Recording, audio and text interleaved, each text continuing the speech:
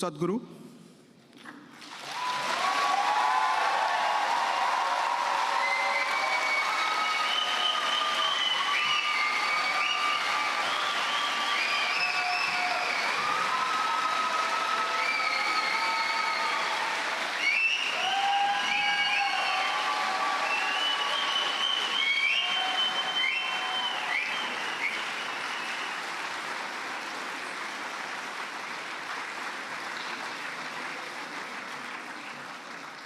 Assistant Director General for Social and Human Sciences, Ms. Gabriela Ramos.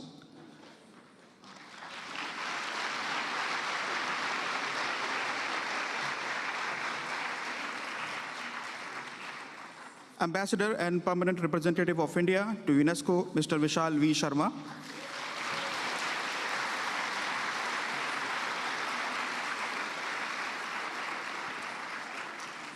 And UNESCO Artist for Peace, Ms. Gila Clara Jesus.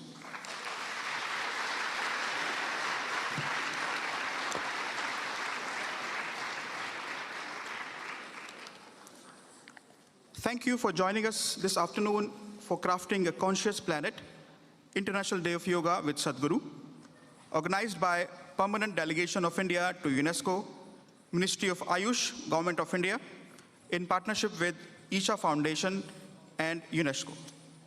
My name is Harish. I am Second Secretary with Permanent Delegation of India.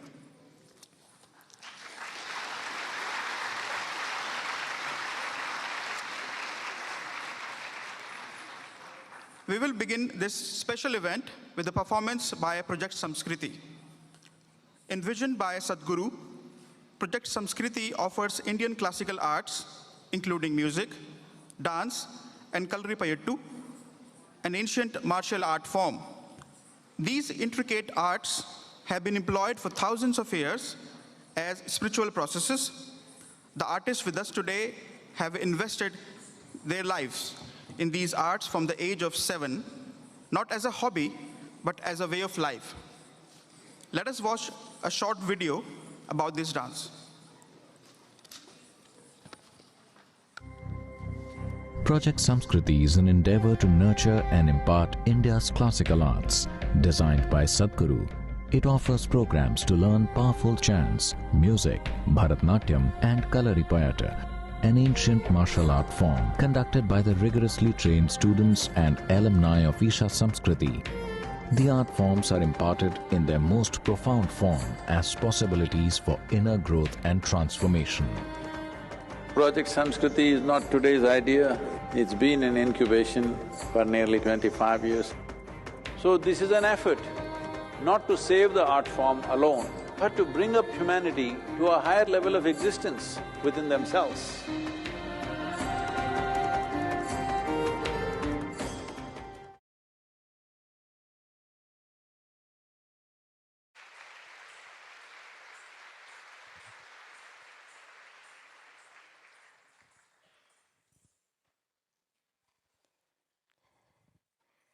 Namaskaram. From absolute emptiness, matter exploded with a roar. Twisting, turning, and hurtling through space to find balance as spinning planets and burning stars. In the same way, life burst into existence in every shape and every form, evolving in search of that same balance. Twisting, turning, hurtling through many lifetimes. Our colorful personas, our colorful imaginations, and our colorful expressions. If only we found resonance with that roar of creation, we would realize that we are all the same black emptiness. As part of this production, we have a song in Hindi towards the end, and I'd like to quickly translate it for those of you who may not speak the language. We say that the lightning bolt of color splashes the lightning bolt of Indra splashes color on this earth.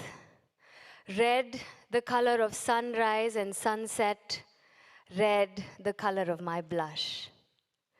Blue, the color of the ocean and the sky. Blue, the color of my separation from you. Golden, the sun, and golden every sun ray. Golden every single moment with you. Green is nature, and green the lush life. Green the expression of all my joy.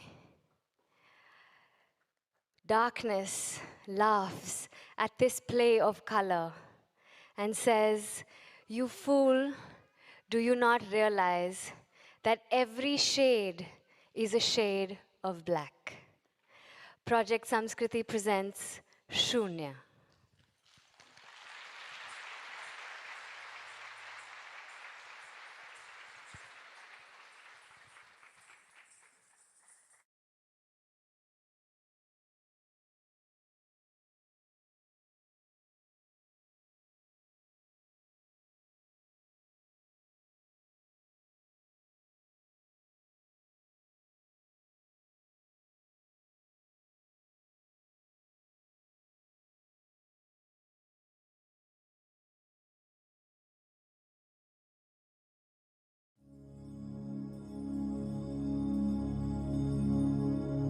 Namami Shamishana Nirvana Rupam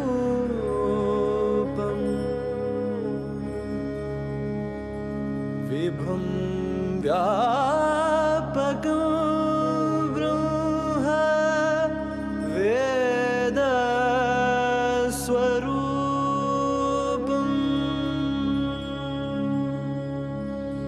Nijam Nirgunam Nirvikalpam Niriham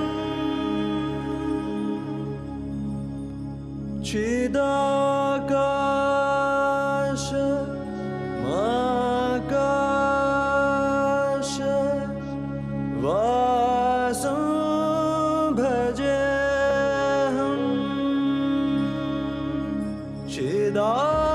Chidakasha Makasha Vasam Bhajeham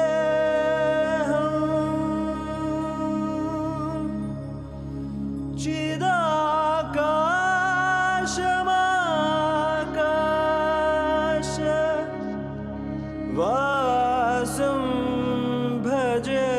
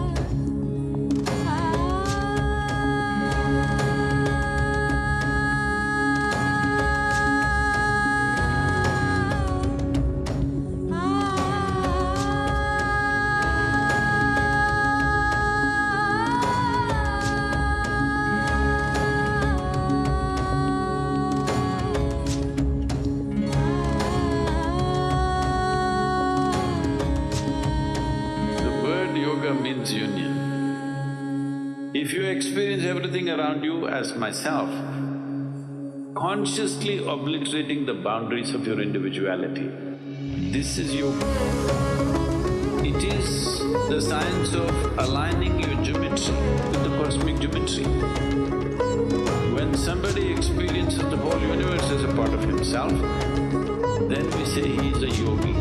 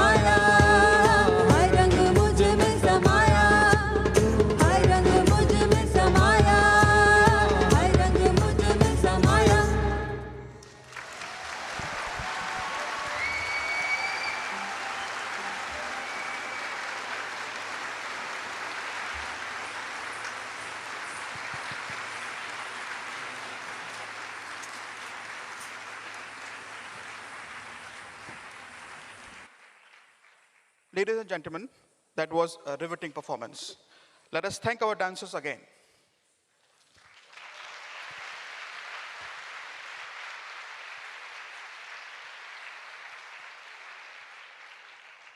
Moving on, it is my honor to invite Assistant Director General of UNESCO for Social and Human Sciences, Ms. Gabriela Ramos, to deliver her inaugural remarks. Excellency, please.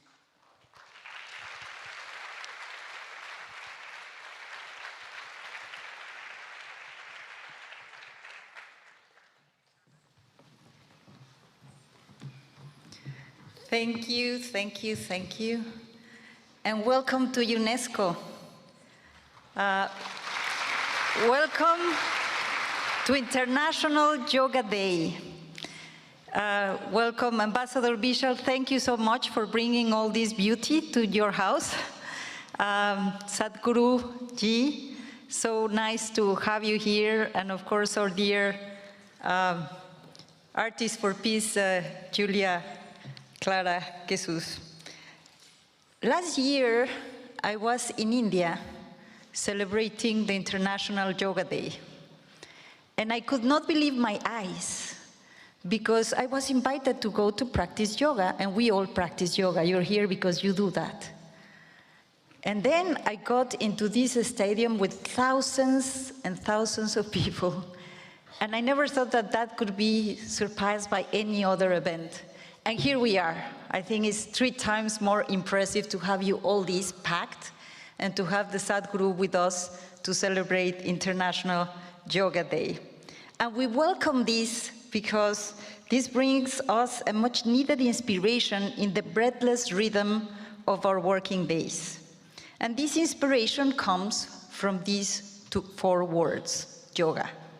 4 letters that have spanned 5 millennia of history of development and of cultural expression on every continent. Today, we are about to celebrate 5,000 years of yoga's history, 5,000 years. It's a real challenge to be concise about it. But that's why we are so grateful that Sadhguruji is here, because he can share with us his wisdom. Let us focus on a fundamental question. How has yoga crossed the borders of time and place to the point of being more popular today than ever before? Perhaps because yoga 3 central tenets, the physical postures, in Sanskrit asana, the breath control, pranayama, and meditation that offers essential benefits in our times characterized by multiple crises. And it's in the House of UNESCO where we look for this inner peace to then connect with each other in a world of a very close humanity, that this is really welcome. In terms of physical and mental health, had been severely impacted and tested across the world since the pandemic and since the multiple crises that I have just mentioned. Yoga has enabled millions of people to continue their physical activity from home, and has also played a major role in the mental health of all of us, helping us to find an inner balance. And actually I have members of my teams that started doing yoga because of the COVID, and this helped them navigate through the very complex waters. That is not trivial. Even before the pandemic, nearly 1 billion people suffer from an identifiable mental disorder, 82% of them in low and middle income countries. And studies show that yoga is linked to a 25% reduction of depression symptoms. We should recommend yoga instead of going to many doctors. And this is why UNESCO, in line with its mandate, is seeking to spread the practice of yoga and all of sports, everyone, through the Fit for Life initiative and the mandate that we have on sports. And it's not the first time this month that we put yoga in the spotlight on an international day. I have mentioned how many times we have been celebrating this over the years. For UNESCO, yoga also embodies a true ethos, a philosophy of life with the yama, universal morality, the principles of living in society, and the niyamas, the 5 personal guidelines of hygiene, contentment, discipline, introspection, and spirituality. The word yoga itself resonates deeply with UNESCO's values. In Sanskrit, it evokes the idea of interconnection and union. Union of body and mind, of self and other, union between individuals, nations, and cultures. It's for all these reasons that United Nations decided in 2014 to celebrate yoga every 21st of June. And it's also why UNESCO member states decided to inscribe yoga in the representative list of the intangible cultural heritage in 2016, a list that brings together the skills, practices, traditions, and arts that unite humanity. Yoga has joined other traditions and practices from India that carry this same message of union between communities, a message of sharing and generosity, such as the traditions of the Vedic chanting and Sanskrit theater, or the festival of Nowruz, the Persian New Year, a tradition that India shares with 13 other countries. And we just witnessed the beauty of dancers. This just brings the humanity in just one glimpse, and it's amazing. So we celebrate yoga and its philosophy. The openness to others and it instills in us must extend beyond humanity to the living world as a whole, to rethink also our relationship with the environment and biodiversity. Because if there is a core of all this wisdom, is the consciousness of where we are, who we are, with whom we are, and what is the context that welcomes us in the world. And this is UNESCO's major mission too. It is also part of our ethical and political imperative that what will be introduced by our guest that we are honored to welcome today, as I said, Sadhguru, who is joining us. Yes, let's welcome him.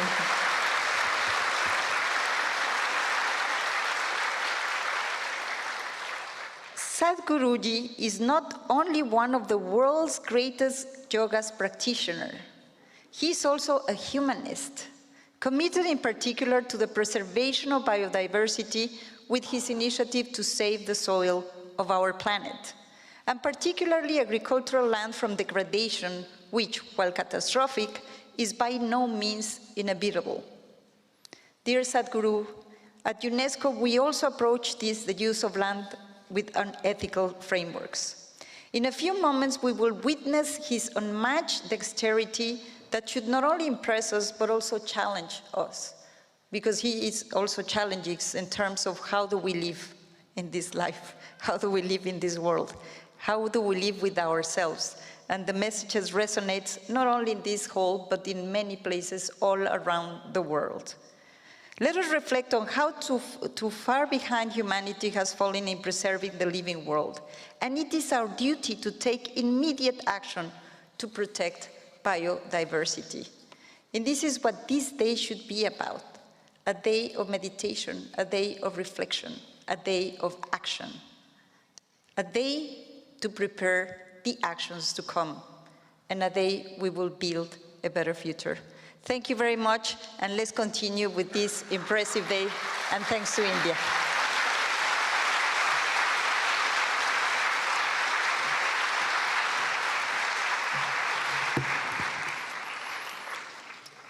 Thank you very much, Excellency Madam ADG. Moving on, I would now like to invite Ambassador and Permanent Delegate of India to UNESCO, Mr. Vishal V. Sharma, to deliver his remarks. Sir, please.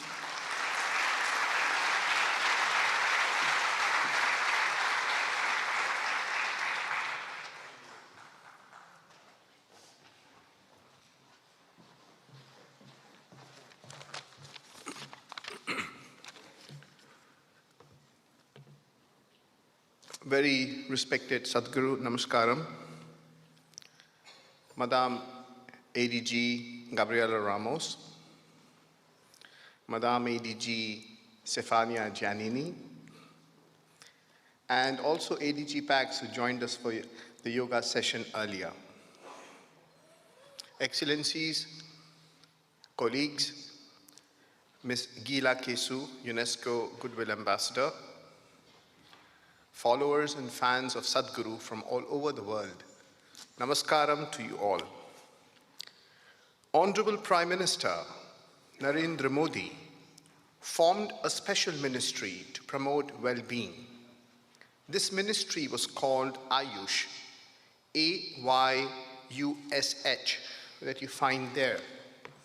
Ayush stands for, A stands for Ayurveda, Y for Yoga, U for Unani, S for Siddh, and H for Homeopathy, and more. I thank the Ministry of Ayush and its Secretary, Mr. Rajesh Kotecha, for their vision and support for this event. I thank the team at Isha Foundation. I thank the wonderful team at UNESCO for their excellent coordination. I thank Sadhguru's able associate, Mr. Shastri, for his follow-ups. I would also like to thank my wife, Pooja, who's present among us, for having suggested to invite Sadhguru to UNESCO. It seemed impossible at that time. But when I contacted Madame DG, Audrey Azoulay, and her team, she immediately gave her approval, and we got on the job with the culture sector and ADG Culture, Mr. Othone. Lastly, but most importantly, I thank my team at the Permanent Delegation of India to UNESCO for having coordinated this event in the middle of people getting transferred and offices being moved. To those who say that a posting in Paris is leisure, let me say, please get posted to UNESCO, and then you will realize the quantity of work. We have a DG and ADGs who have succeeded in getting the letter from the US to rejoin UNESCO by their non-stop working and determination. The DG and the ADGs do not rest, their teams do not rest, and the permanent delegations do not rest.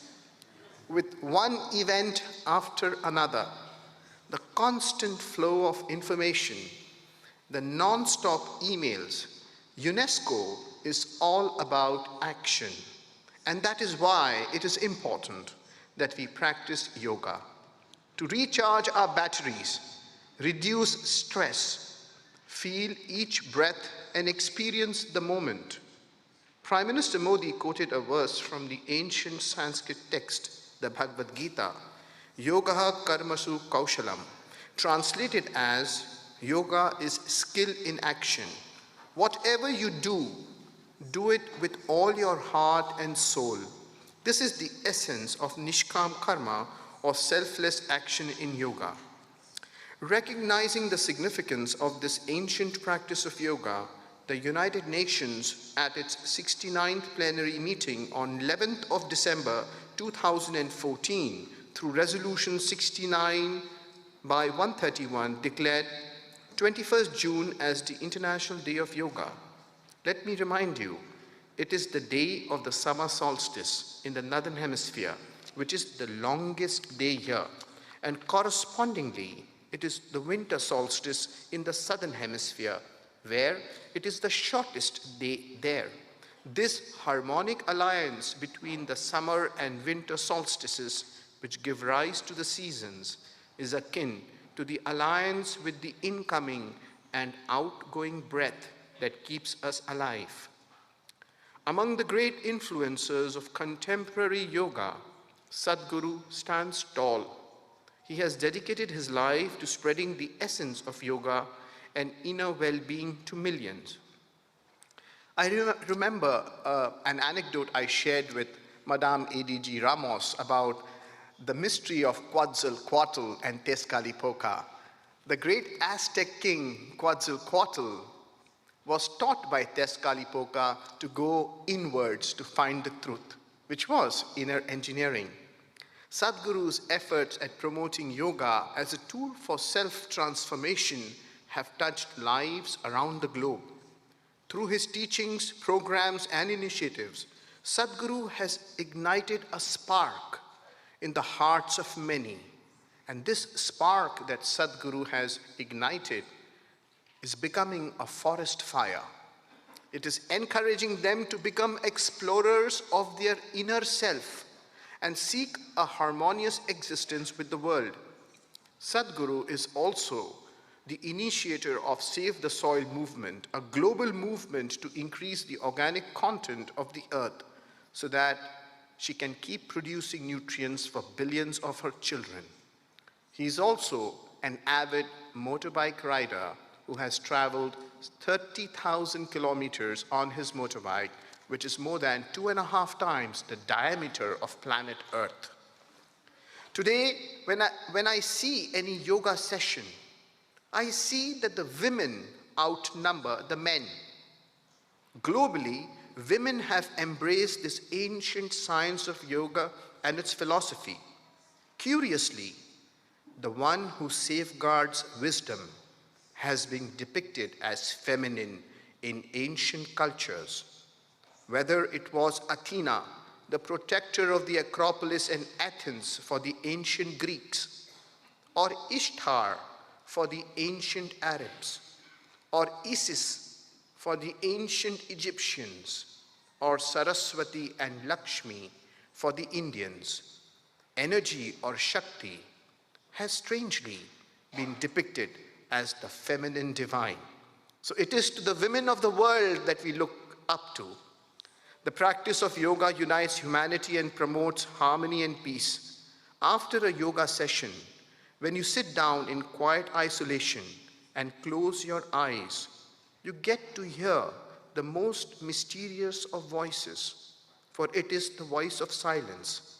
Welcome to the amazing inner world, and from the lap of India, we bring you Sadhguru, the master of inner engineering and the benefits of yoga for everyone. Thank you and namaste.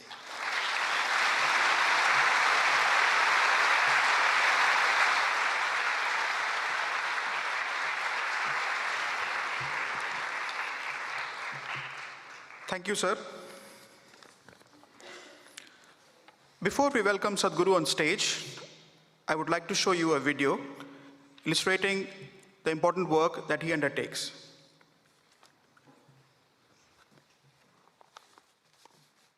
In the next half hour, you're going to meet a man who has a devoted following across India and indeed around the world. While yoga and meditation are at the core of his teachings to promote individual growth, the work of the foundation covers conservation, education and health. And you'll find him astonishingly pragmatic on a range of very modern-day problems. Let's meet Sadhguru. For the very first time in the history of humanity, we have the necessary resource, we have the necessary capability, we have the necessary technology to address every human problem on the planet. Even 25 years ago, we couldn't have dreamt of it. But the only thing that is missing is consciousness. Today, the spotlight is on a project called Green Hands in India. We started a mass campaign and 6 years I spent planting trees in people's heads. That's the most difficult terrain, believe me. And now in the last 6 years, we've been transplanting it, and that's happening much more easily. Action for Rural Rejuvenation is mainly aimed at rejuvenating the human spirit. This is an incredible movement that is started in Tamil Nadu. We want to see that this happens to the whole country. The idea is not necessarily about developing competitive sport, but the important thing is to bring the spirit of sport and revitalizing rural societies. Isha outreach को वर्ष 2018 के लिए राष्ट्रीय खेल प्रोत्साहन पुरस्कार से सम्मानित किया जाता है। सद्गुरु जगदीश वासुदेव, संस्थापक Isha outreach. English and computer skills are very essential to make these children come out of the hopeless economic and social pit they are in. Isha Foundation, a non-religious, non-profit public service organisation headquartered in southern India. We've engineered the outside world in so many ways, but we've done nothing about this one. If you want to know well-being, in is the only way out. This is what I want to teach you too. That is, you can be completely intoxicated without any drug, just on life. This is a shift from wine to divine. Adiyogi is the source of yoga, the first yogi. Adiyogi will inspire many generations to take up yoga.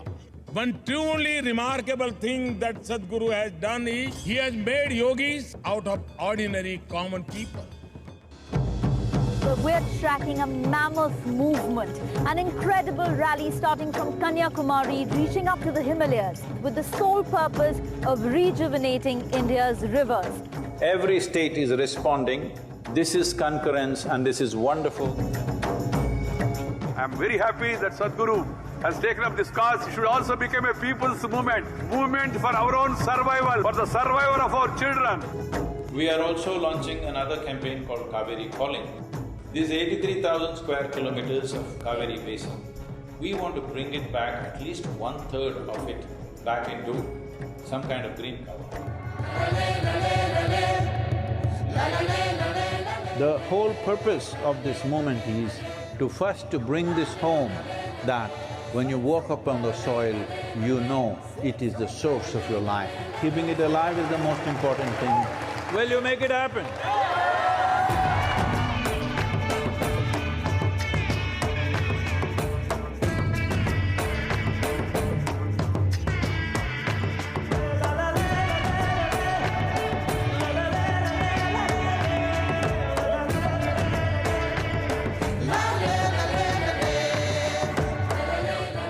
Sadhguru, one of the world's voices and leaders on soil conservation and land.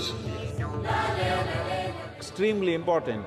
It must be a single-point agenda, incentive-based agenda. I don't want this COP15 to end as one more convention with more paper and more paper. This must end with concrete action, and action in such a way that it's implementable.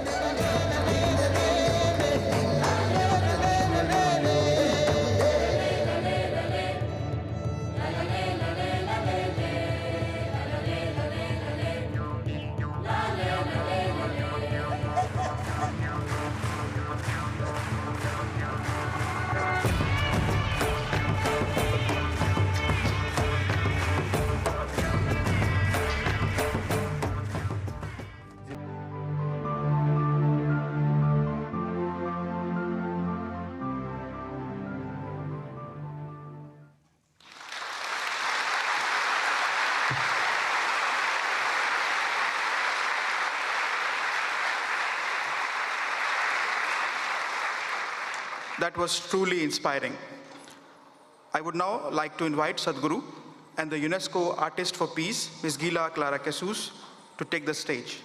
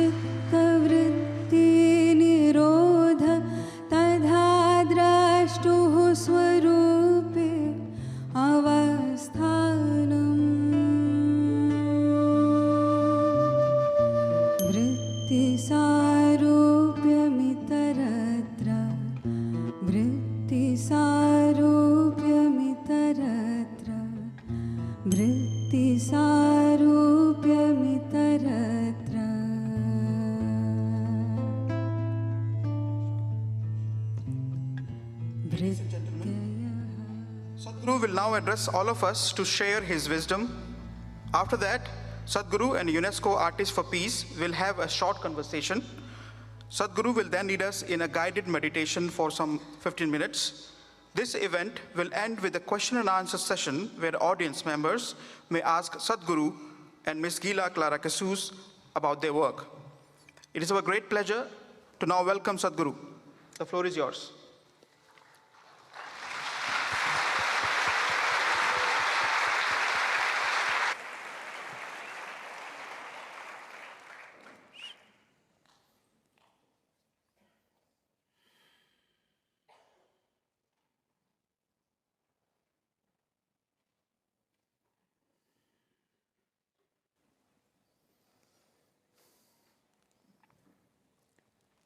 Jananam sukadham maranam karunam milanam maduram smaranam karunam kalavashadiha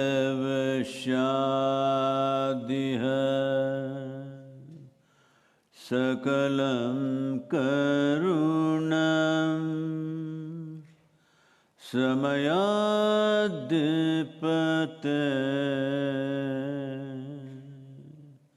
akilam karunam. Namaskaram. This 9th International Day of Yoga, which is a very wise acknowledgement of a science, a practice, a culture, which is over 15 millennia old, probably the only human activity beyond things that we do for survival to last for 15,000 years. So what is yoga? My congratulations and gratitude for all the people who work in UNESCO, ma'am, and yourself, Vishal, and every one of you. What is yoga? Essentially, yoga is a profound insight into human mechanism. This many-layered complexity that we call as a human being, this evolutionary sophistication which has been achieved over millions of years, and all the possibilities of what it can be. To know, to understand the innards of how we are made, how to explore within ourselves, without belief, without philosophies, without ideologies, without authority speaking to us, how to realize the nature of our origins and the ultimate possibility of who we are. This is yoga. So this science, as things roll, time rolls, obviously picks up various cultural aspects related to the land of its origin. It's a great pride for all of us that yoga originated in India. Yoga originated in a land that was referred to as Bharat, but everybody must understand, I know some people will disagree with very strong national feelings, but yoga belongs to humanity. Because anything that we discover cannot belong to any group of people. What we invent can belong to people. What we make up can belong to a certain group of people. What we discover as a reality cannot belong to me or you. It is the right of every human being to find a way for their own fulfillment. Generally, through the ages, we've been trying to address human well-being, human struggles, and human longing to expand and become better, which is always at work. Through belief systems, through ideologies, through philosophies, by doing freaky things and crazy things, and chemicals like alcohol, drugs, some prescribed, some in the back street. But essentially, all these are efforts to find solutions for human fulfillment. That a human being not only wants to be healthy, and well, a human being constantly longing to expand. When I say longing to expand, it doesn't matter who you are right now. You want to be something more, there's no question about that. If that something more happens today, in 3 days you will want to be something more. You will see, even if you become the king or queen of this planet, there's no such possibility, but I'm just saying, even if you become the queen or king of this planet, you will look at the moon, you will look at the planetary system, you look at the galaxies. If I make you the king of one galaxy, you will look at other galaxies, because there is something within you which is longing to become limitless. Something within you which always wants to expand beyond its boundaries. But our survival instincts are always trying to draw boundaries, because survival depends on boundaries. This instinct comes to us through our evolutionary development. And we are trying to draw boundaries on one level. When we successfully draw a boundary, we feel suffocated, and then we want to expand the boundary. This is the human struggle. What yoga brings into one's life is this, that it clearly, experientially defines to you which aspect of you needs boundaries, which aspect of you does not need boundaries, which aspect of you wants to be contained, which aspect of you wants to expand limitlessly, not as a philosophy, not as a teaching, not as some authority speaking, but from your own inner experience. The mechanics of this, the technologies of this is what is referred to yoga. Unfortunately, a very dumbed-down version of yoga came to the West, nothing wrong with it, it's a good beginning, that if you're doing yoga, you must look like a leftover noodle. That is being yoga. Not necessary, you don't have to twist or turn anything, but keeping everything in you flexible is an important part of expansion. If this is not flexible, you have become a concrete block. So, let's say your mind, your head becomes like a concrete block, well, it's good for headbutting, but it doesn't work for what it is supposed to be. This is like, you have your laptop, you have your phone in your hand, you can use this to crack somebody's head. Actually, phone works. Hello, yes? You can use this to smash it on somebody's head and crack their head. But that is not the purpose for which it was made. Similarly, that is not the purpose for which this was made. If we do not realize the possibilities, if we do not realize the many possibilities of what a human being can be, do you consider that a loss? Yes. Or only if you lose something, it's a loss? Most people think only if I lose what I have, it's a loss. Loss of possibility is the worst loss. Hello? Not realizing the possibility is the biggest loss, because everything has been lost without you knowing you lost it. So, this is what yoga brings to your life, not by morals, not by ethics, not by philosophies, but by inner experience. What do I mean by inner experience? The word yoga, as you already know, means union. What is the union?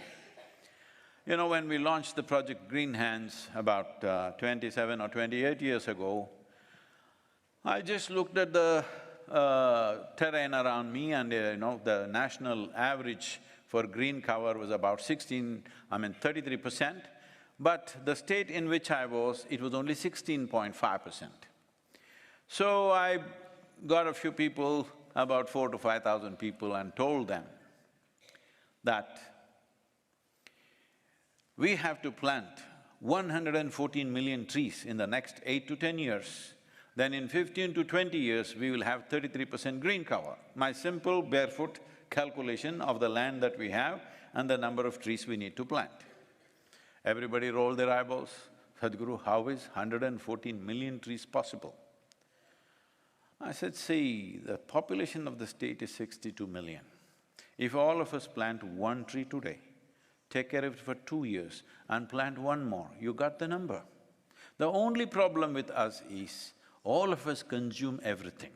When it comes to compensatory activity, we always think somebody else should do it. Of course, UN can do it. Hello? You, whether it's UN or UZ, it doesn't matter. Something you do it, not me. So, to inspire these people, I saw they don't connect with this. They don't think, what's our business with trees? What is our business with trees? I'm a computer engineer, I'm a software engineer, I'm this, I'm that, I'm a doctor, why should I plant trees? I'm a farmer, why should I plant trees like this? Then I made them sit down and started a spiritual process. We must understand spirituality does not mean looking up or looking down. Because when we say spirit, we are talking about the life within you. Hello? There is a body. Body we gathered slowly over a period of time. To gather all this, there was something more fundamental. I won't call it by any other name, I'll just call it as you. You existed before the body became this size and shape, yes or no? Hello? Before you acquired a body of this… No, I'm not complaining about the size, I'm just saying, you can talk to me, hello? When I say size, don't think I'm accusing you of something. Before your body became this size and shape, you still existed, isn't it so?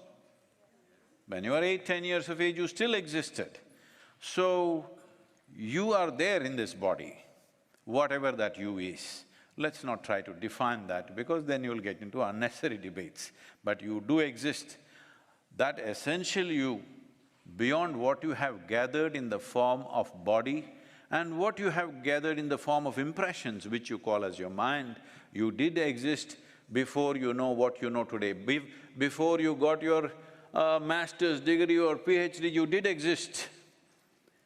Before your body grew to this size, you did exist.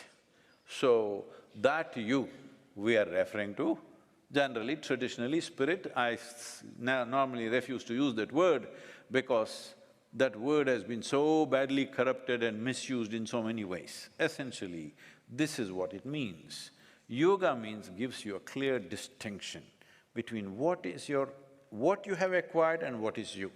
What is your body, what is the framework of your mind, and who you are. Once, if you stand here or if you sit there, if you have a clear distinction between your body, your mind and yourself, all your troubles are over.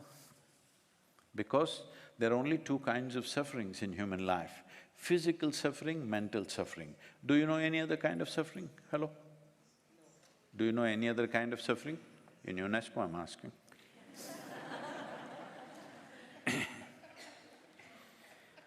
Because Vishal was complaining. So, these are the only two things. If you create a little space between yourself and your body, between yourself and your mind, this is the end of suffering. What this means is, you come to a place where there is no fear of suffering anymore, because whatever happens with you and your life, you will not suffer. If you had this assurance, would you explore your life with much more vigor, with much more possibilities? Yes or no? You definitely would. Right now, it's the fear of suffering. What will happen to me? If this doesn't work, what will happen to me? If that works, what will happen to me? Somebody turns against me, what will happen to me? Nothing will happen. Only thing will happen is, as we sit here, time is rolling away. We are rapidly moving towards our graves because we have come with a limited amount of time. So, there are only two ingredients for you. One is time, which you have no control. You can't slow it down, you can't roll it back, there is no rewind anywhere. Do you have a watch with a rewind button? No. Okay, that's good. So, the next is the life energies that you have. You can manage this. You cannot manage time because it rolls away for all of us, it's very fair. For every one of us, it rolls at the same speed. But depending upon how intense and dynamic and exuberant you keep your energies, time plays out differently for different people. If your energies are at a certain level of exuberance, what somebody does in 10 hours, if you can do it in 1 hour, then if you live for 100 years and that person lives for 100 years, you lived for 1,000 years. In terms of a human experience, it multiplies. But at the same time, let me tell you the downside of it. Have you noticed on a certain day when you're very happy? Has it happened to you? Hello? On a certain day, you are very, very happy about whatever. On that day, 24 hours, poof, went away like that, like a moment. Another day, you are little depressed. On that day, 24 hours feels like 10,000 years. Yes or no? So time is a very relative experience. So only miserable people can have a long life. If you're joyful, 100 years, boof, it'll be gone. So this is the process of yoga where you keep your energies at a certain level of exuberance. If this life is exuberant, then everything else falls into place, your health, well-being, your ability to do things in the world, your survival process, everything. Above all, there is no fear of suffering. That is the most important thing. So there are many, many ways to define and describe yoga, but essentially it's about union. When I say union, as I was telling you about this project Green Hands, when I said this many trees, they said, this is impossible. Then I made them sit down and breathe. No, they were all breathing even before, but it's not so important, so they didn't notice it. Hello? Is breath very important? But you're not noticing it, you're not doing it consciously. So when I made them breathe in a certain way and made them experience, see what you're exhaling, the trees are inhaling. What the trees are exhaling, you're inhaling. They sat like this. Now you can't stop them from planting trees. Now I raise the I raise the target to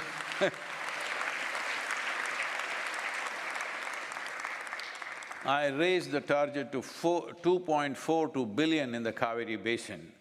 Now they're working hard to make it happen. Every year, this year they're planting about 24 million trees because this is all going into farmland where it will survive. Our survival rate is over 93% because replacements are happening immediately in case it goes away. It is not being planted on public land, it is going into private land where these trees will grow as wealth for the farmer. So, the fundamental thing is this, as you breathe, 1/2 of your lungs is hanging out there. Suppose you saw half of your lungs hanging out there, do I have to tell you, please don't cut the tree? Hello? Do you need teaching, I'm asking? No. Anything that you see as a part of myself, with that there is no conflict. This is not just about respiration. Every cell in your body, every subatomic particle in your body is constantly in communication with the entire cosmos. If you sit here and you can experience everything as yourself, the whole universe as yourself, then we say you're in yoga. Not because you twisted yourself, you're in yoga. You sit here, you have consciously obliterated the boundaries of your individuality. You're trying to do it in so many ways. If you do it in a basic physical way, this is called a sexuality.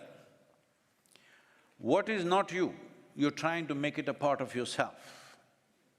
Well, it looks like it works for a few moments, after that you know. If you attempt it emotionally, this is called a love affair, love. There are moments when you feel two people are one, but then you know. If you attempt mentally, this is called as ambition, conquest, desire, or simply shopping. If you approach it consciously, this is called yoga. This is yoga. This must happen to the world because as human beings, we are empowered like never before.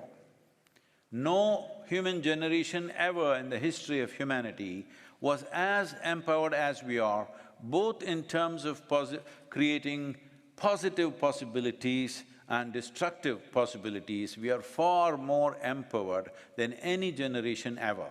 When this kind of empowerment has come to us, it becomes extremely, extremely important that our thought, our emotion, our action is all a conscious process. If it happens instinctively, it happens compulsively, we are asking for a disaster. And we have been unfolding disasters after disaster. We can call it war, we can call it climate, we can call it this and that, but we are unfolding more and more disasters because we are… with this level of intelligence, with this level of competence, this level of empowerment, we're still functioning in an instinctive, compulsive manner. This is what the purpose of yoga is, so that human activity, both internal and external, becomes a conscious process. Let's make a conscious planet happen, let's make it happen.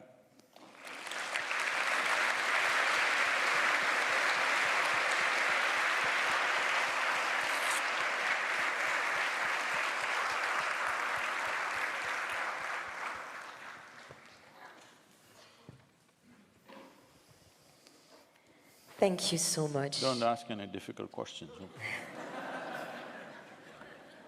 I promise. What a privilege for me to have this discussion with you and try to go really a little bit further regarding the mentions you just did with yoga.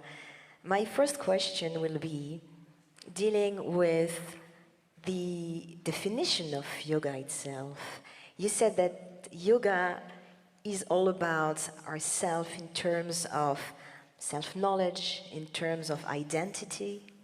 But what would you say to a child who would like to know what is yoga in order to prepare this child to also have the willingness to physically and consciously being a little bit bothered? And I'm saying that for children, but we know that we all have this relationship to yoga, the way to accept that yoga is also a question of physical, of body.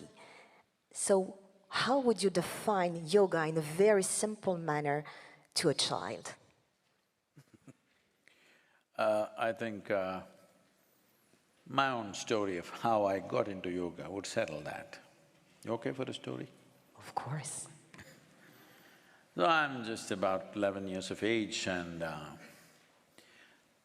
every summer we go for a vacation in my, traditional home of my grandfather, which is a large home, and we are about 36 cousin brothers and sisters. We all gather from various towns only during that time for about 30 to 40 days. So it's one rollicking situation, everybody's out of control. So for the young boys, one of the sport is, there's a well in the backyard, which is just about 8 feet in width and 150 feet in depth. Summers, mostly it is about 60, 70 feet down the water. One of the sport is to jump into the well. You must jump straight down, otherwise your brains will become a smear on the wall. And for coming up, there is no any footholds or ladder or anything, just holding the rocks you have to come out. So literally your entire weight is on a few centimeters of your tips of your fingers, and you'll be bleeding when you come up. The nails will be bleeding because of the pressure. So we like to do it, I'm pretty good at it. One day we are all preparing to do this. A man, an old man, I refuse to call him old anymore considering my own age. At that time, a very old man, over 73 years of age, was standing and just watching us quietly. Then without a word, he just came, jumped into the well. I thought he's finished. But he came up faster than me. I didn't like it. I asked how. He said, "Come and do yoga." Like a puppy, I followed him. I did not know anything else about it. So he taught me some very simple physical aspects of yoga, nothing much, very simple. but a powerful transmission. This is what is missing in the world today. It's being taught like it is some exercise. Yoga cannot be taught, yoga needs to be transmitted. Somebody should live it.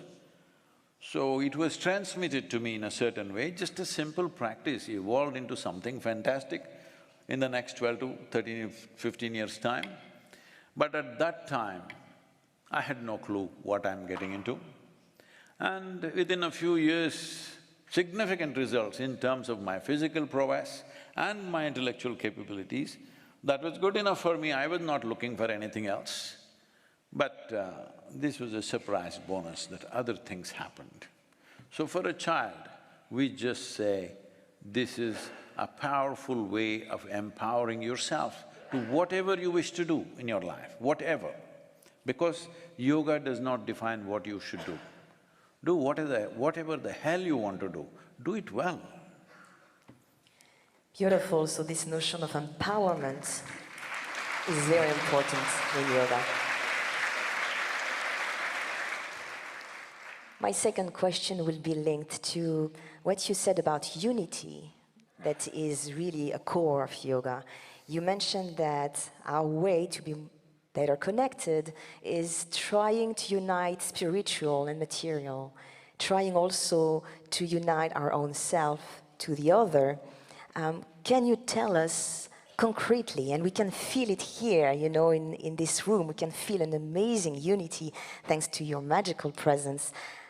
How can yoga could help us to be more connected? See, when you say connected, that means essentially we are separate, we can hold hands. When you say unity, also means the same thing. We are different people, we can be united. No, that's not what I'm talking about. I'm talking about union. Union is different from unity. What union means is, as I said, when you breathe,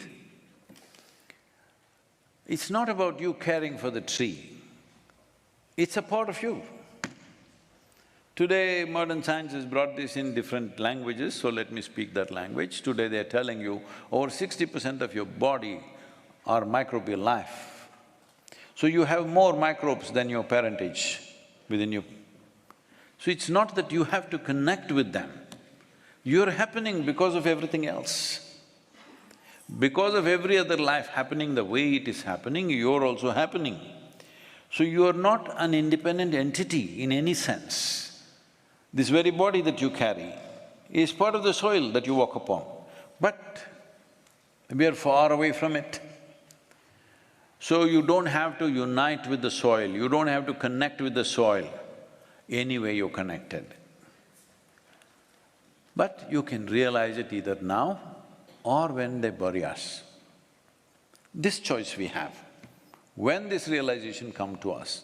So we are not talking about unity, we are not talking about, okay, all of us should be together. No, whether we like it or not, we are happening here as one big phenomena of life. If we realize that, if we experience that, not intellectual realization, if you experience this, if you experience everybody in this hall as a part of yourself, like you're experiencing the 5 fingers of your hand as yourself, if you experience all these people as yourself, after that, you don't need any teaching of thou shalt not do this or that. Hello? You would not need any teaching. These teachings are efforts to connect people, to unite people, but there is still no inner experience. With all the teachings, see what we are doing. Hello? With all the teachings, see what we are doing in the world. Simply because there is no inner experience and there is no substitute for inner experience. Any amount of teaching, any amount of philosophy, any amount of ideologies, when your life is threatened, all those things will fall off. The only thing that stands with you is what is the nature of your experience at that moment. So, yoga is not about unity or connecting with people, it is realizing the nature of existence. The nature of existence is already in union. Nothing here happens independently, everything is connected. Today we think, if I say soil, people say, Sadhguru, where did you study ecology? Say, I've been crawling on this planet for last 65 years and I know what the hell happens here. I'm like a worm. I'm not an ecologist, I'm not a scientist, I'm a worm who crawled for 6.5 decades on this planet. What happens to the soil is happening to me, I can clearly see this. It's happening to everybody, but they don't see it. They're waiting for something bigger to happen to them. So yoga is really making us realizing the interconnection, the interdependency of each. Is that correct? The oneness of everything. See, I'm refusing to use the word connect because if we connect, you and me are separate and we connect. Say, I will die many years ahead of you, you will die at the age of 100 or more, but let's say they chose to bury you next to me. Doesn't matter what's your gender, doesn't matter what's your nationality, race or religion. Will you merge with that soil as I merged, or will you not? Or will you stick out? I'm asking. You will merge, right? Now what is the problem, I'm asking? Now what is the problem? Even now we can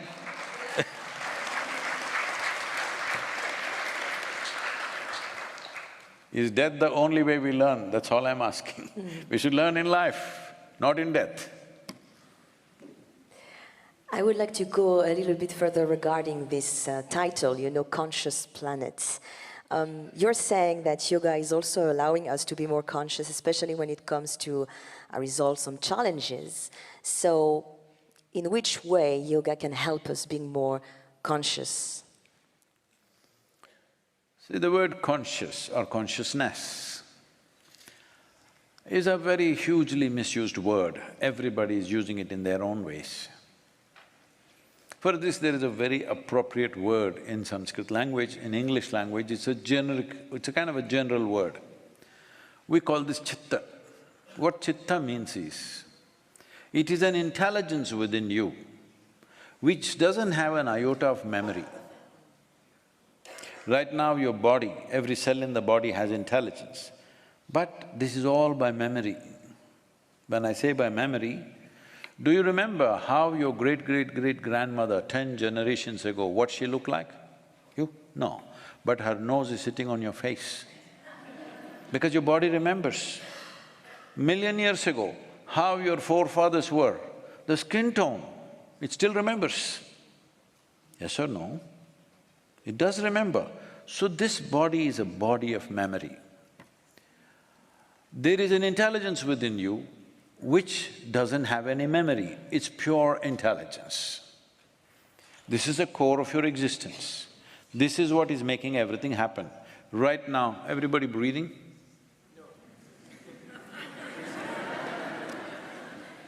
Better be. That's a good admission.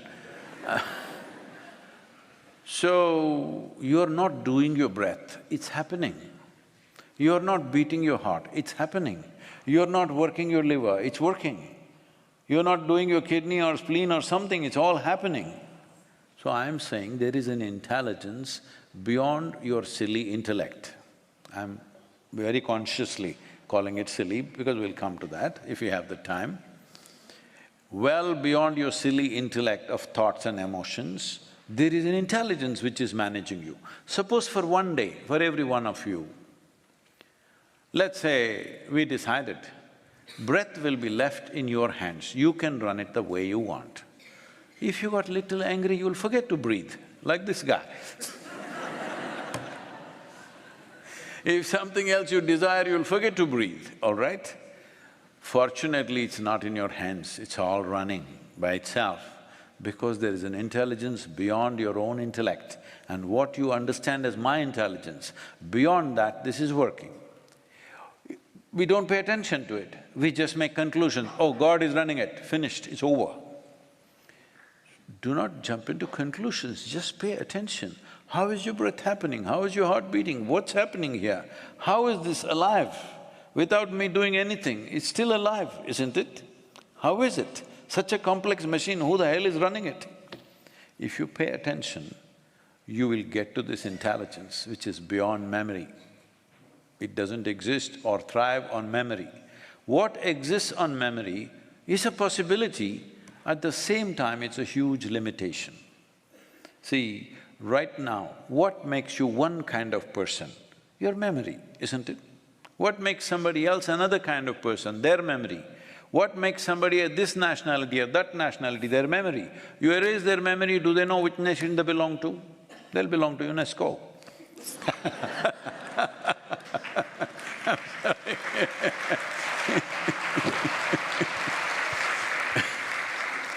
So, what happens by memory is significant for our survival, because memory is an accumulation of experience.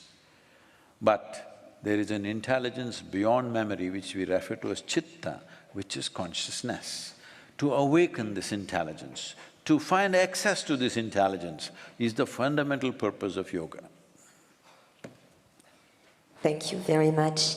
I'd like to come back also to the importance of the international recognition of yoga. As you know, the practice of yoga has been inscribed in the list of intangible cultural heritage since 2016 under UNESCO 203 Convention for the safeguarding of the intangible cultural heritage. I'd like to change that a little bit. I'm just saying in lighter vein, it's a very tangible heritage. That's very a tangible heritage. That's true. So name of the convention maybe should be renamed. So it's going to be a very important year because we are coming to the 20th year of this convention. And I would like to know, dear Sadhguru, if you had any message you would like to give to those who are fighting to advocate the importance of yoga as living heritage of humanity. One important thing is, most important thing in the world is, yoga should not… people must understand it's not just some simplistic exercise that you can do. If all you're looking for a little bit of physical fitness, just go swim somewhere, you have a river, you swim upstream, you will become fit. Or you go play tennis, you do something, I'm saying. It's not just about fitness. Yes, fitness is one of the consequences.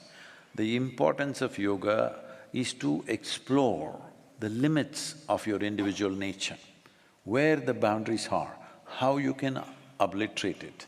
You don't have to hold that intent. The process will just do that. As I said, when I started, all I wanted was, I wanted to become as strong as that old man. That is the only goal. I had no other goal. I didn't want to meditate, I didn't want to go anywhere, I didn't want anything bigger than that. That was the goal. It doesn't matter. This is the beauty of living in this world. If you do the right things, even for the wrong reasons, it'll work.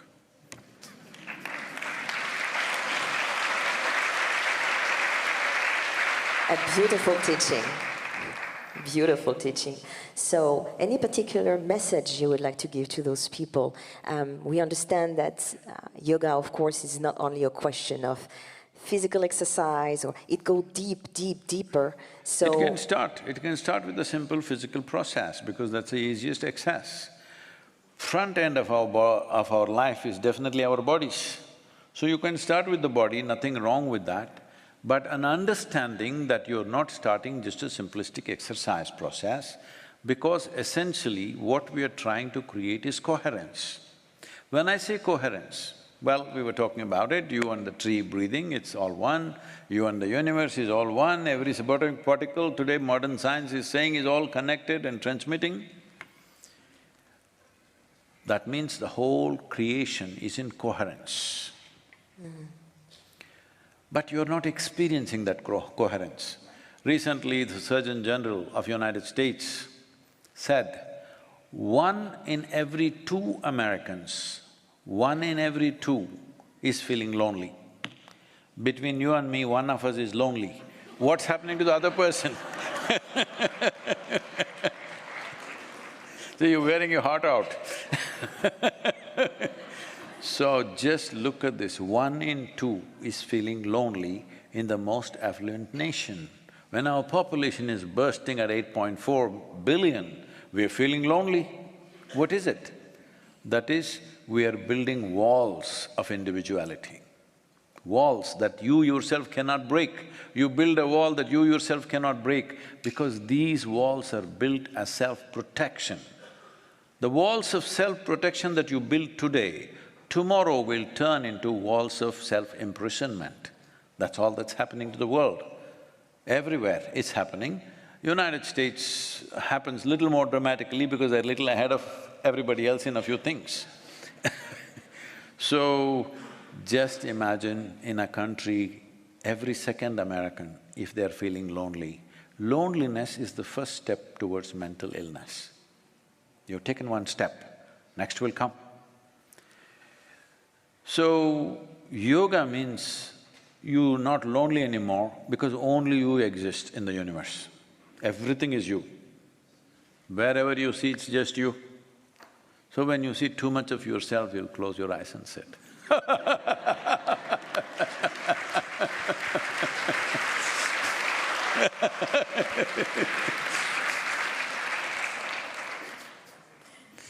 I will finish with one question regarding nature and the importance that it has. So how do we feel we can connect with nature through living heritage such as yoga or meditation? And since we saw that the 21st of June is also a very symbolic date linked to nature, could you tell us why we will be also connected with nature when we will do this meditation? One part of the question is, why is it 21st June? As already Vishal was saying, this is the solstice. What solstice means is, in earth spin, it's a little bit of a tilt. In that process, how much exposure northern hemisphere is getting towards the sun, reaching its peak today, from now on it'll start receding. Because sun's relationship with the planet begins to shift on this day. When such a major happening happens, we, who are just a product of this earth, just the soil is sitting here as my body and your body. Things happen within our system too. Today, unfortunately, we have come to number systems, 31 days is a month and this and that. We have forgotten when is it full moon, when is it new moon, when is it solstice, what is happening, when is different shifts that are happening in the planet, completely unaware. For that there is a price. Every other life is aware of this. The smallest creatures are aware of this. You must see, just go sit in a forest and watch how the ants behave on a full moon night. They're very different on that day. On new moon day, they behave differently. If you pay attention, every life, plant life especially knows this very well. In Ayurveda, there's a whole thing of if you pluck a leaf on which day of the month, how it behaves in your body. But human beings, the most intelligent, have no clue about this. This just gets demonstrated in stark ways. When the tsunami struck southern India, we were the first to be there because we had 23 medical vans. Immediately I said, everybody drive there. And I also went. When we went there, one aspect of it is, there are so many dead bodies, people, all volunteers trying to help with all this shifting and doing things and giving vaccinations to people and all this. What I noticed was, none of the livestock was dead except those who were tied down in the homes. No dead fish or 100-foot wave. Millions of fish should be dead. No fish dead. No animals dead, not even a donkey dead. But human beings died. Everybody knew the wave is coming. The most intelligent species on the planet had no clue. Something is missing in our lives. What is missing is, we have no attention for anything. Because right from the day you went to school, where did you go to school? Here, in France? Yes. Okay. The day you went to kindergarten school, from that day, they only started rewarding your memory. If you read a textbook, that silly textbook, you read it and puke it on the examination paper, they'll say you're very smart. Nobody gave you any marks for your attention. I simply paid attention to the teacher, I knew their past, present and future, but they didn't give me any marks for that. The moment you value memory and not human attention, you close doors upon yourself. You're in an old soup, cooking yourself up with old soup, endlessly going on, the same old soup. So this is the issue, this is the fundamental issue, that on a summer solstice, there are significant changes happening to the world, to the planet, especially northern hemisphere. In the winter solstice, because we are majority in northern hemisphere, we are calling it that way. Southern hemisphere will call that as summer solstice, of course. Changes are happening there much more. So on this day, shift happens. Every yogi looks inward and makes the necessary little tuning, adjustment within himself or herself, because otherwise you will be misaligned with the world around you. There is a certain amount of data, not proper data, but there is a certain amount of data which shows during summer solstice, people become unnecessarily exuberant, during winter solstice, they become unnecessarily depressed. Because the shift is happening and you're not making the shift, you may suffer that for 2 to 3 weeks or more, depending on who you are. So yogis always make little adjustment, little tuning. If you're doing practices, it will adjust by itself. So, Adi Yogi, I must say something about him. He came from somewhere, he did not introduce himself, so nobody knew his name, who he is, where he comes from. But he just came and sat, unmoving, still. People were wondering whether he's alive or dead.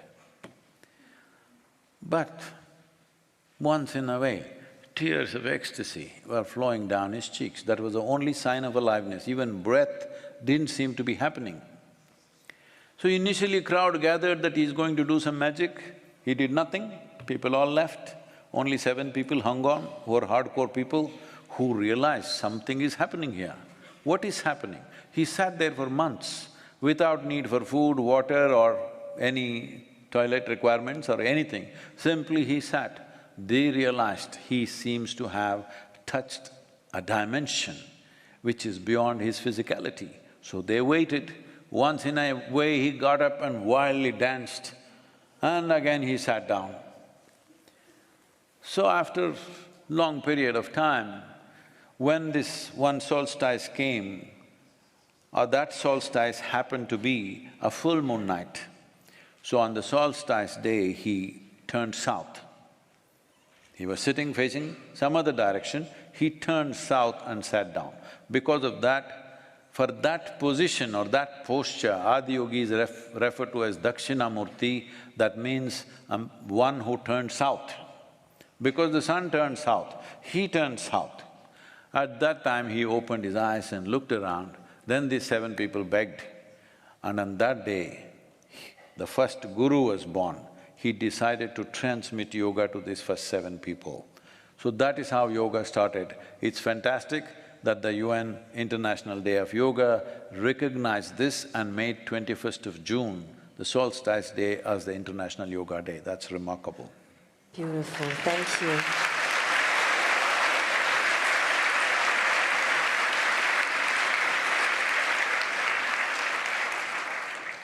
Thank you for this wisdom, Sadhguru.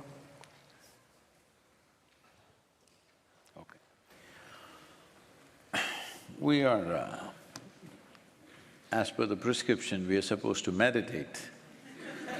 Hello? So, if it takes 12–15 minutes, is it possible that nobody moves?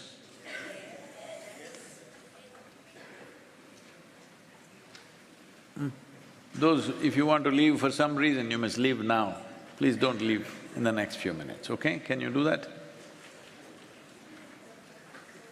Ma'am, yourself in the… yes.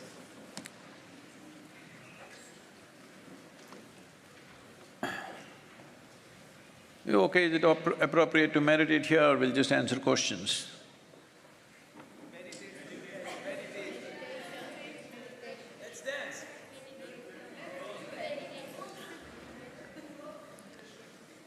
You have questions?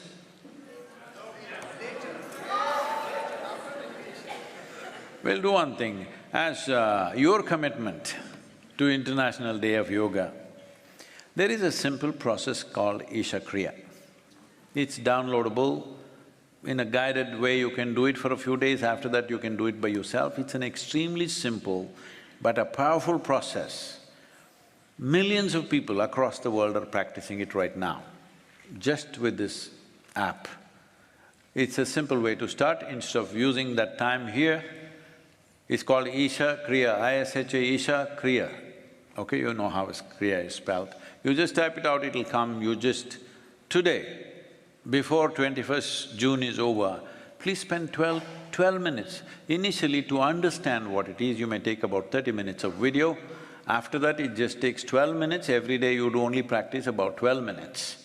This is more than enough to transform your life. To live peacefully, joyfully, this is good enough. You want to be something more, then more things have to be done, of course. So we will leave it at that, and if you have any questions, please.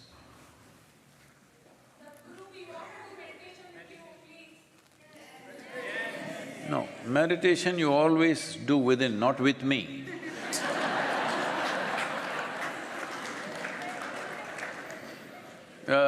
We will do a simple 5-6 minute meditation and we'll take questions after that, okay? But before before midnight today, you must promise me that you will do Isha Kriya because International Day of Yoga is not a day of celebrating it. It is a day of commitment. Because you remaining physically, mentally in the best possible way is the best contribution you can make to the world. You're sick, you're unwell, you're imbalanced. Does the world need it? Does your family need it? People around you need it? Hello?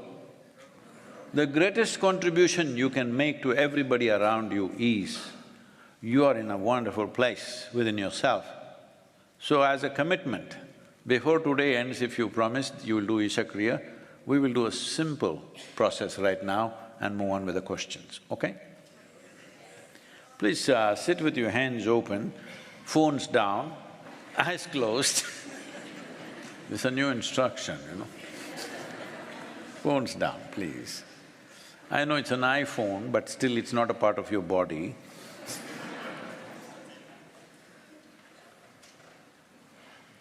Please keep your hands open. If you're wearing spectacles, please keep it aside or keep it in your pocket or whatever. Sit with a slightly upturned face like this. If you do this with your eyes closed, you will notice there is a natural attention towards that point between your eyebrows, a mild attention. Keep it that way, do not concentrate. Slightly upturned face, you will notice that there is a mild attention between your eyebrows. Keep that attention, do not try to concentrate hard, just keeping that attention. Just pay attention or focus on the breath moving in and out at the very rim of your nostrils. Focus on the rim of your nostrils where breath is moving in and out. Do not think this is some air exchange process. This is your life breath. If it was going away, I'm sure you would give it absolute attention. We are grateful. Right now it's happening. Please focus at the very rim of your nostrils where the breath is passing in and out. This is what is the basis of your existence right now. Pay enough attention, but let the natural attention be between your eyebrows. Hold it that way. If you're not able to do this, just make your breath 5 to 10% deeper than normal, then you will be able to notice it. Make it slightly deeper, gently, very gently, slowly, don't do hard breathing.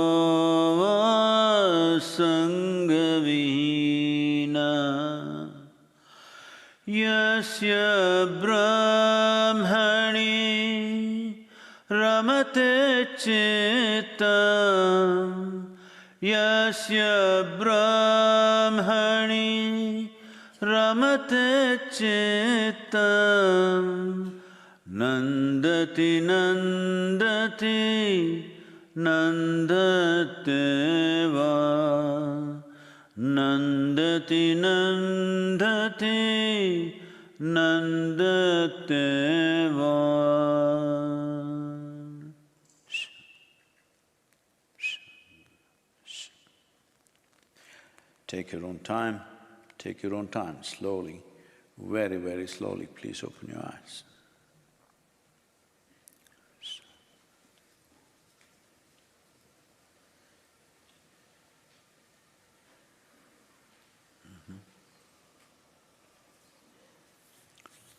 I think…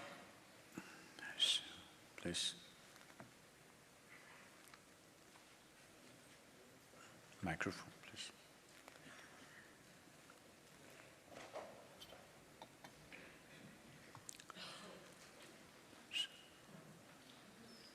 Microphone, please. Yeah. Hi, good afternoon, Sadhguru, and good afternoon, everyone. First, thank you so much for being an inspiration to millions of people from all over the world. I'm actually from the Philippines, and I live in Dubai for 16 years. I wrote down 2 questions for you. Oh. Number 1, nowadays, we see a lot of AI-based fakes, photos, videos, voices, all generated by AI to sound or look like someone else. And detecting these fakes is a big challenge. I was just wondering, from a mystic's perspective, if you look at a photo or a video, would you be able to see something beyond just the surface and know if it was fake or real? And the second question is, well, it's actually more of a suggestion. When are you coming to the Philippines? Thank you.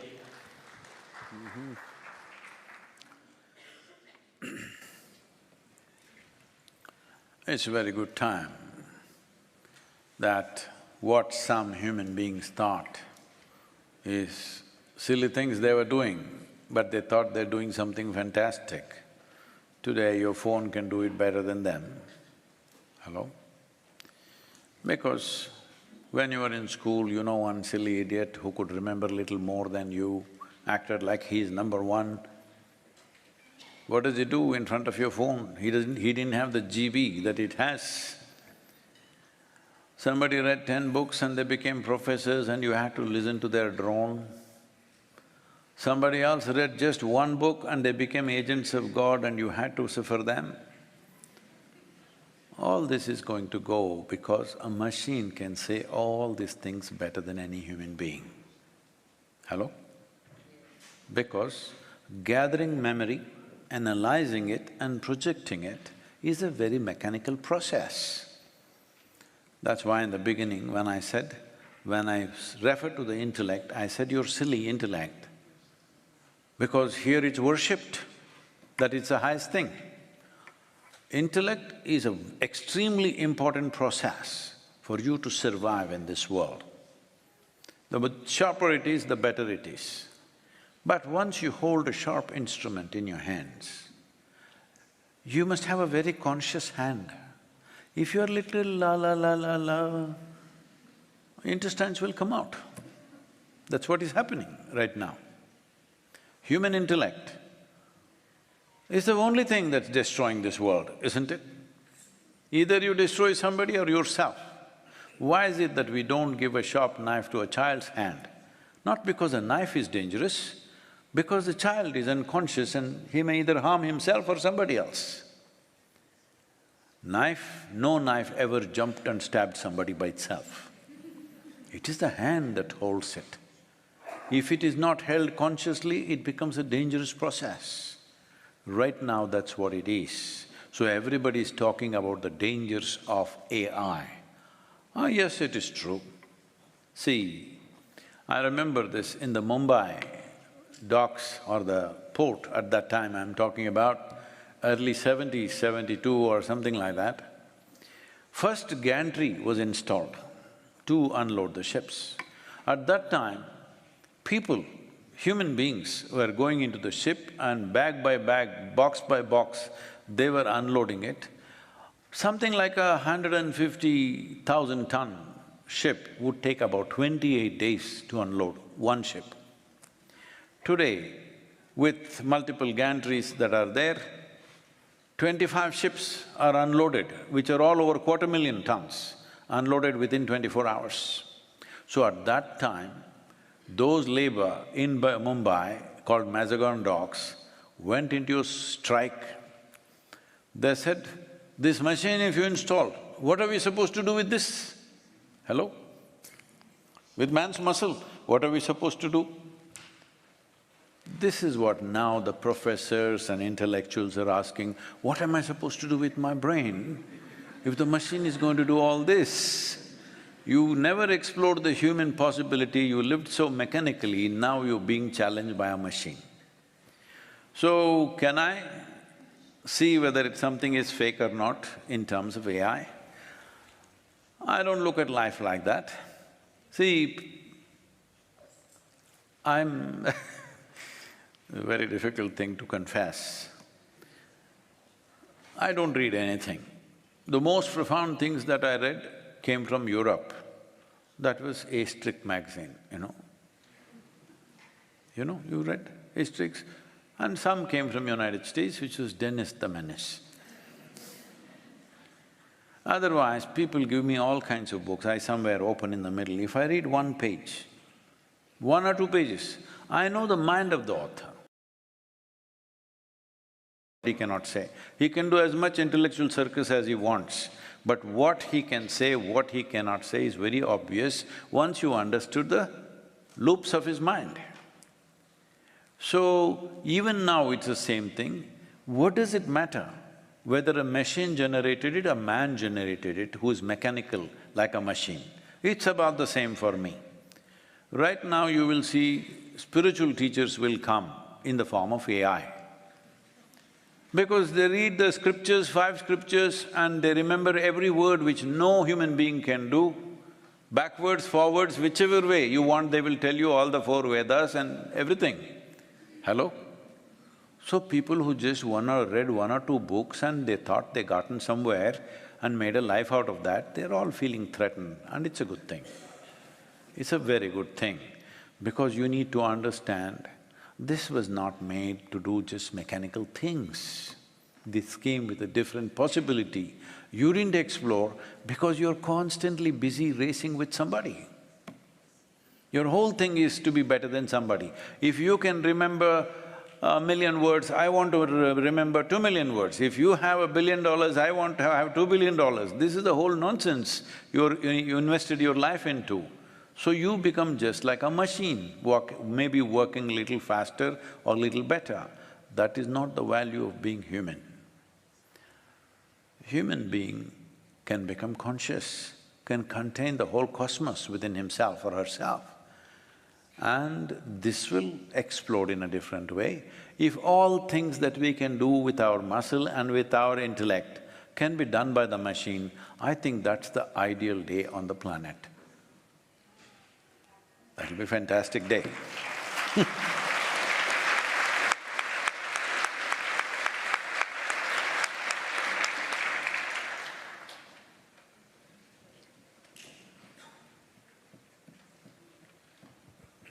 About Philippines. So many islands, tell me where should I come?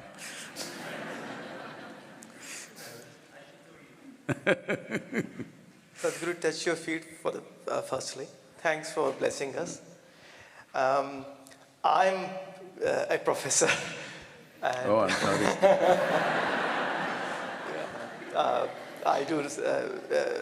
I'm from Swansea University in UK, and we do some research on AI and some of the things you mentioned. Oh, you're all here, is it? I'm so sorry.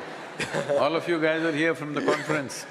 No, but what I'm really inspired to see so many young people here.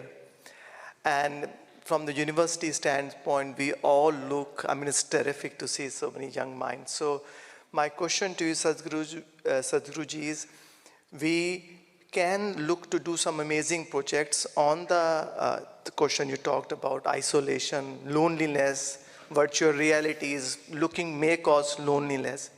So my question to you is, what project these youngsters at university can do scientifically, which obviously publish at the end of their dissertations, that can link up loneliness, artificial intelligence, that we use the technology for the well-being and not end up then saying, oh, we got it wrong 10, 20 years later.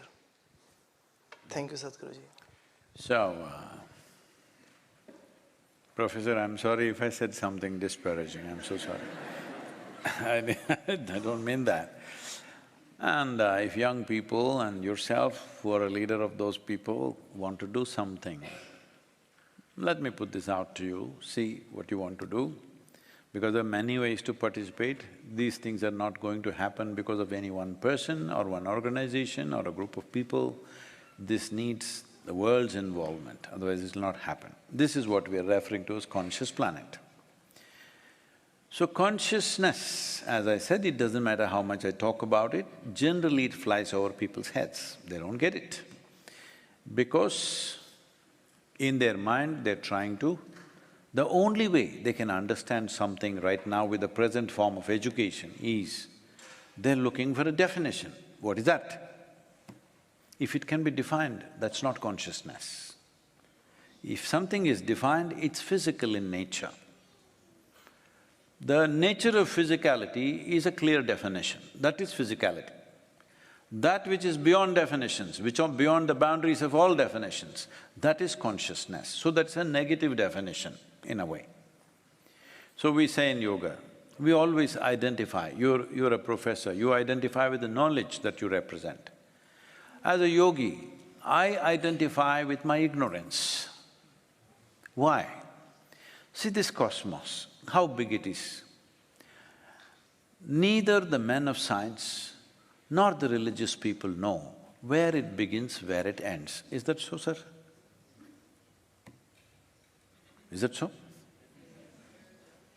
No religious person knows where the cosmos begins, where it ends. Bombastic stories are there, leave that. Nobody knows, nor do the men of science know where does it begin, where does it end. In this vast cosmos, it doesn't matter if you read all the books on the planet, still what you know is a minuscule. Am I correct? The planet itself is a minuscule. If you identify with your knowledge, you will become that minuscule. See, how do you become French? You identified with the nation, isn't it? What you identify with it, you become that. How does somebody become an Indian? Identify with that. Because the moment you identify with something, you become that and your mind works around that. You're willing to live and die for that. So the moment you identify with the minuscule of knowledge, you will become that minuscule and rule out all possibilities. But our ignorance is boundless. If you identify with your ignorance, you stay boundless.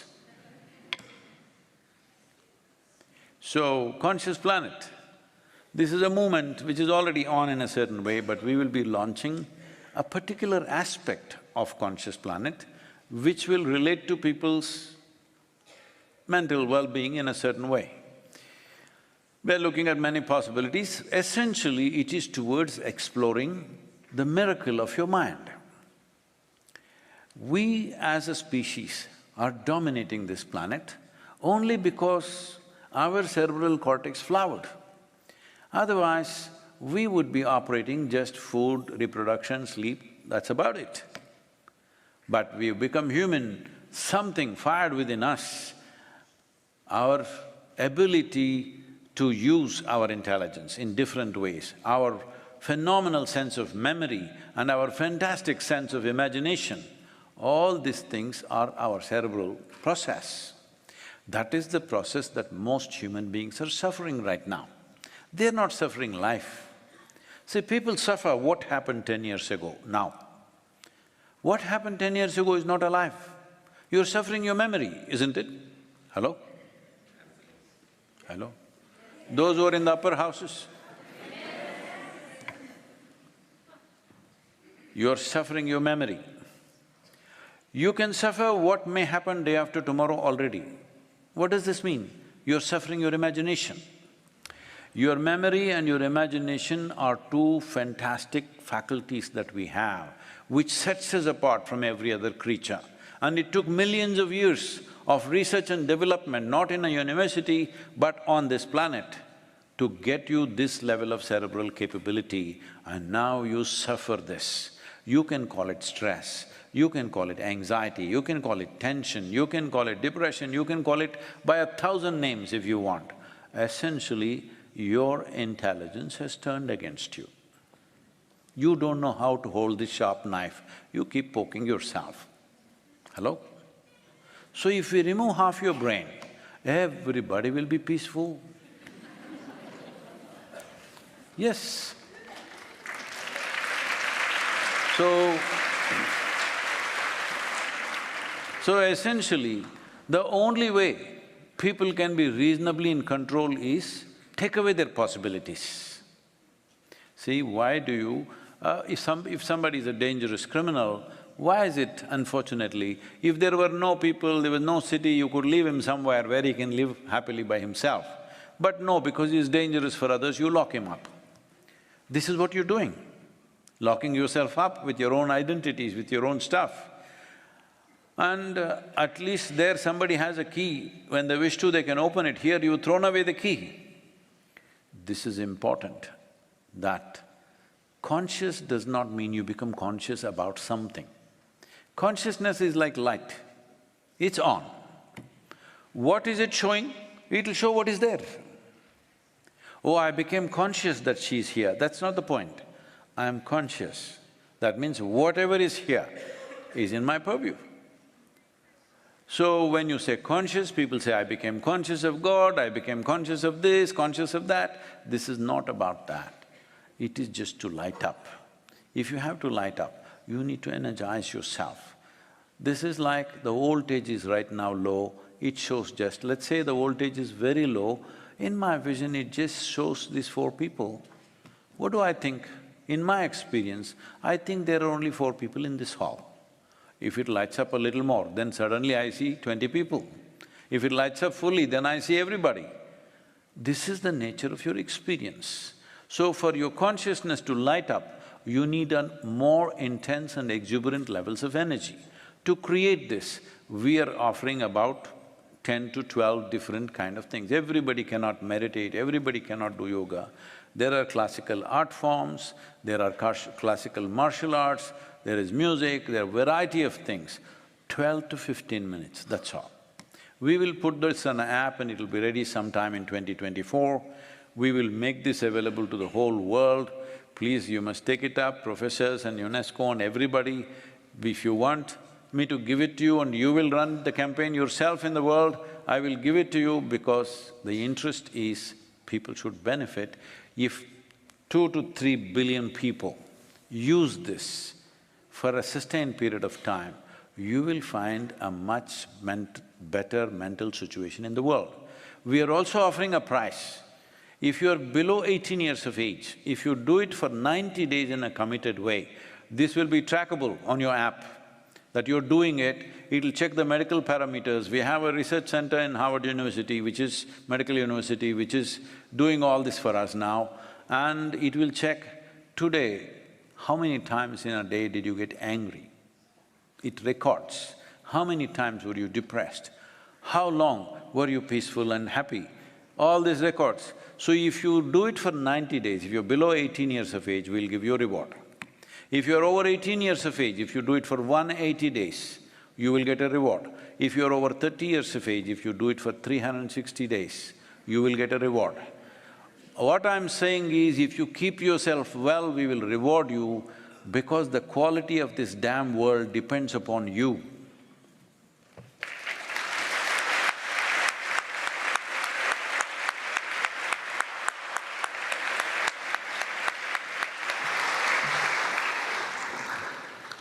Thank you all for your thoughtful questions. Last but not the least, I invite Sadhguru to give us his closing remarks. Oh.